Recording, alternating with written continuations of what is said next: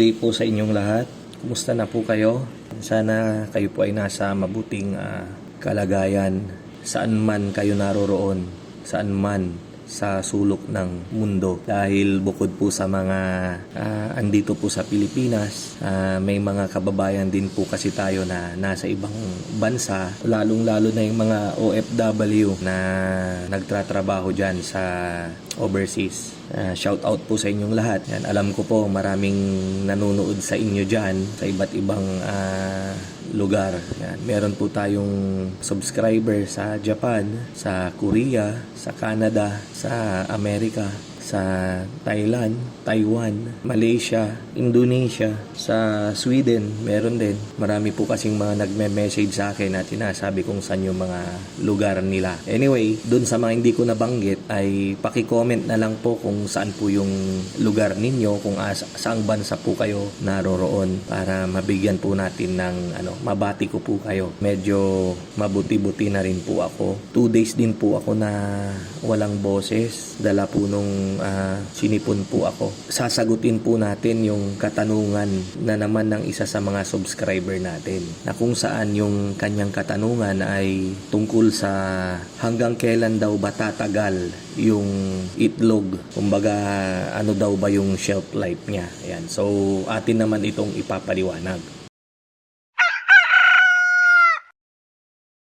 Normally po, yung itlog na nabibili nyo or yung manok na inalagaan natin ay naka-battery cages. Kadalasan naman ng mga nabibili kapag kayo ay andun sa consumer side, kayo lang po ay bumibili ng itlog dyan sa palengke. Kadalasan po ng nabibili nyo dyan ay galing po sa amin na mga nagpapaitlog ng manok, at ang mga manok na alaga namin ay naka-battery cages. So may pagkakaiba po kasi yon. Pag naka-battery cages, ibig sabihin po ay hindi po siya kontaminado ng kung ano-ano sakali kumbaga mababa yung kanyang possibility para ma-contaminate ng bacteria, kasi nga lalong-lalo na yung salmonella, very prone daw ang itlog sa salmonella. Pero dahil nga sa naka-battery cages tayo, unlike dun sa naka-free-range, minsan kasi yung sa free-range, pag nangitlog yung manok, dun siya nangitlog sa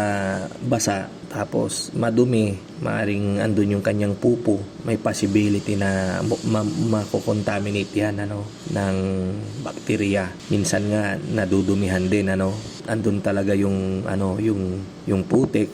Anyway, doon tayo sa side na naka-battery cages. Yun yung pag-uusapan natin ngayon, kung gaano siya tatagal. Yung itlog po na halimbawa initlog po yan at hindi naman siya nabasa, kasi minsan rin may possibility na mabasa yan ng tubig.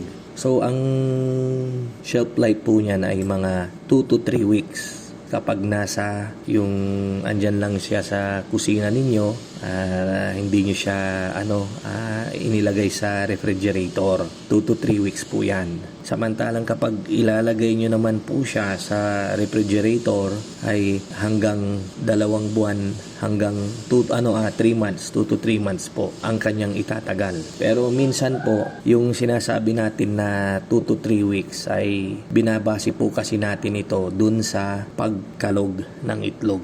Alam niyo po kasi kapag kinalog niyo yung itlog, may mga itlog na kumakalog po siya, umaalog. Ngayon, kapag umalog, sasabihin natin na bulok na. Pero ang katotohanan po niyan ay ang itlog na umalog ay hindi po siya bulok. Ganito po yan. Kapag umalog ang isang itlog dahil sa medyo may katagalan na. So sabihin na natin mga 3 weeks na, and then hindi siya nilagay sa ref, yung room temperature ay medyo mainit. Ang nangyayari po kasi, yung itlog po kasi natin, kadalasan ng karga niyan ay 70% na tubig, and then 20% na protein, and then 10% na kung ano-ano pa. Ngayon, dahil nga sa 70% dyan ay tubig, mataas po yung moisture content. Kapag nainitan po yung itlog, nag-evaporate po yung tubig. So kapag nag-evaporate po, nababawasan po yung tubig sa loob ng shell ng itlog. Kaya yun pong membrane niya, di po ba kapag bago nyo basagin yung itlog, minsan kapag mahina yung pagkakabasag ninyo, nabasag yung shell pero meron pa siyang sapin.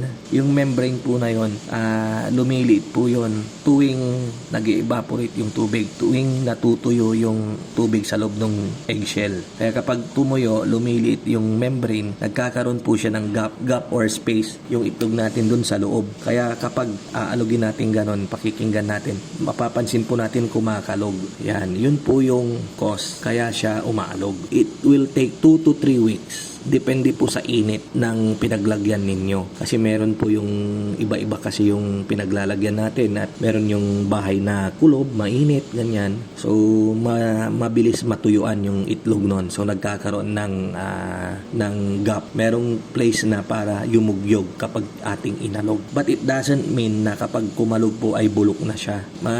Masasabi lang natin na bulok yung itlog kapag yung mabaho na, di ba? Depende naman po yon. Depende sa interpretation natin. May itlog naman po kasi na kahit 3 days pa lang, posible na itong mabulok dahil basag pala siya, na-contaminate, pasukan ng bakterya, dinapuan ng langaw, nagkakaroon ng uod.